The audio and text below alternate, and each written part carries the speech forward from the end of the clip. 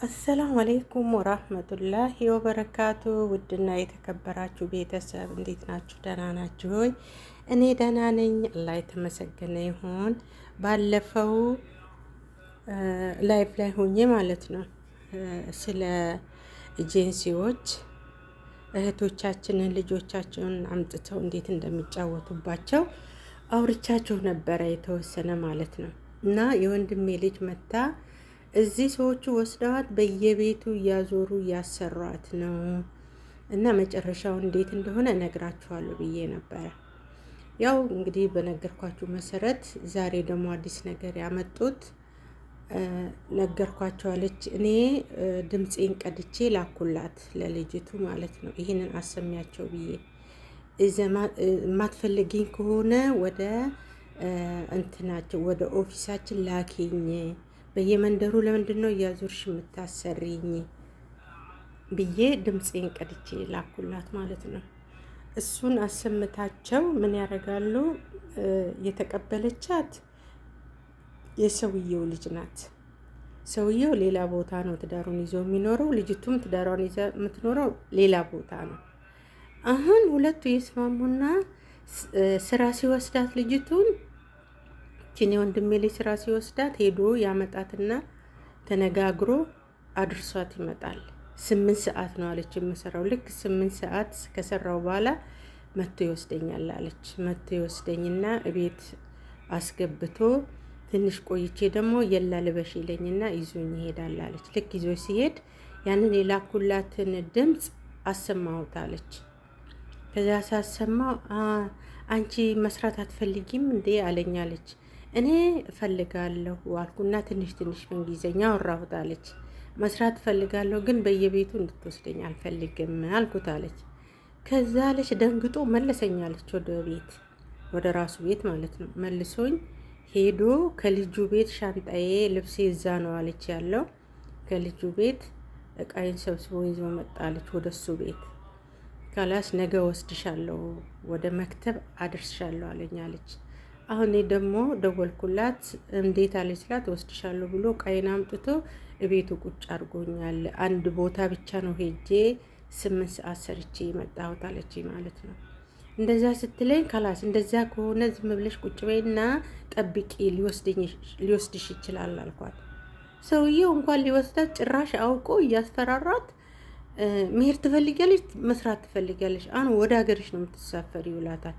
እሷ ደግሞ ደንግጣ እንዳትመለስ እንግዲህ ታውቃላችሁ የሀገራችን ሁኔታ፣ መሄድ አልፈለገችም። አይ እኔ መስራት ትፈልጋለሁ ትለዋለች። ከላስ ቁጭ በይ ብሏት ቁጭ ያረጋታል። ከዛ ሰዓቱ ያ የደወሉለት ሰዎች ሰዓት ሲደርስ የላ ልበሺ ብሎኝ ይዞኝ ወጣ እና ሰርቼ መጣሁኝ። ዛሬ አንድ ቤት ብቻ ነው የሰራሁት። ትናንትም አንድ ቤት፣ ዛሬም አንድ ቤት ነው የሰራሁት። እስከ ዛሬ ግን የምሰራው አንዱ ቤት 8 ሰዓት፣ አንዱ ቤት 8 ሰዓት፣ ሁለት ጊዜ ነበር የምሄደው አለች። አሁን መሄዱን አልፈለገችም። ካላስ እዛው ቁጭ በይ ብያት እዛው ናት ያለችው። ያው እያሰራት ነው ማለት ነው እያመላለሰ። እቤት ስትመጣ ደግሞ እንደዛው ስራ ይጠብቀኛል አለች። በቃ አንቺ ተስማምተሻል፣ ካሁን በኋላ አርፈሽ ቁጭ በይ፣ ቦታውን እስከምትለምጂ ሎኬሽን መላክ እስከምትለምጂ እዛው ስሪ ብያት እየሰራች ነው እላችኋለሁ እህቶቼ። ያው ቃል በገባሁት መሰረት ያው ሁላችሁም እንደምታስቡ አውቃለሁኝና ይሄን ላሰማችሁ ብዬ ነው። እስካሁን ምንም አላለኝም። አንዳንድ ቀን 10 ብር ይሰጠኛል አለች፣ አንዳንድ ቀን ምንም አይሰጠኝም አለች። ኧረ ወሩም ደርሶ ደግሞ ደሞዝሽን እስከምትቀበይ በቃ እንግዲህ ቃልሽን አትጠፊ፣ ዝም ብለሽ ጠብቂ ብዬ አልኳት።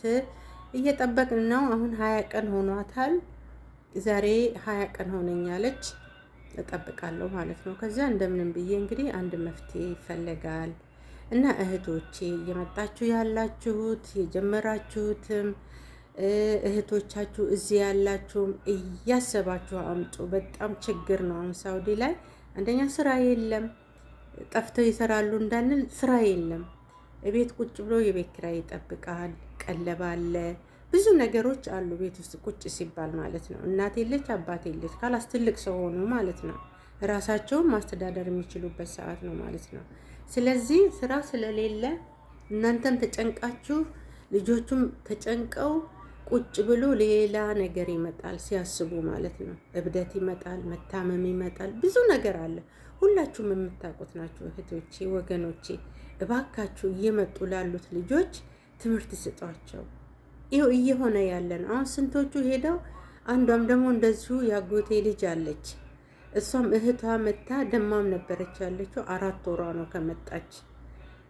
4 ወር አሰርተው እኔ ደከመኝ አልቻልኩም ስትላቸው ያለ ደሞዟ ያለ ምኗ ያላትን ልብስ ቋጥረው ወስደው ኤጀንሲ ያስቀምጧታል። አሁን ልትሳፈር ነው፣ ትኬት እየቆረጡልኝ ነው ዛሬ ብላለችኝ ያለች እህቷ ማለት ነው። እና እንደ በፊቱ አይደለም። ኤጀንሲ መልሰው ያሰራሉ የሚባል ነገር ቀርቷል። አያሰሩም። ቀጥታ በፈረሙት መሰረት ፈርመው ነው የሚያመጧቸው፣ ወደ ሀገራቸው ነው የሚሸኟቸው። ምንም በቃ ከሰረችም አልከሰረችም አያገባቸውም። እነሱ ተቀብለዋል ብራቸውን። እነዚህ ደግሞ ልዋጭ ይሰጣቸዋል የሚባል ነገር ቀርቷል በቃ። ስለዚህ እህቶቼ ተጠንቀቁ። ወደዚህ የምትመጡ በተለይ ወደ ሳውዲ የምትመጡ እንደ ድሮ አይምሰላችሁ። ሁሉ ነገር ተበላሽቷል። ተጠንቀቁ ብዬ ያኔ መልእክቴን አስተላልፋለሁ። የምትሰሙ ሰዎች ደግሞ ሼር አርጉ ለእህቶቻችሁ እና ተጠንቀቁ እላቸዋለሁ። ይህን ይመስላል የዛሬው መልእክቴ። አሰላሙ አለይኩም ወራህመቱላሂ ወበረካቱ።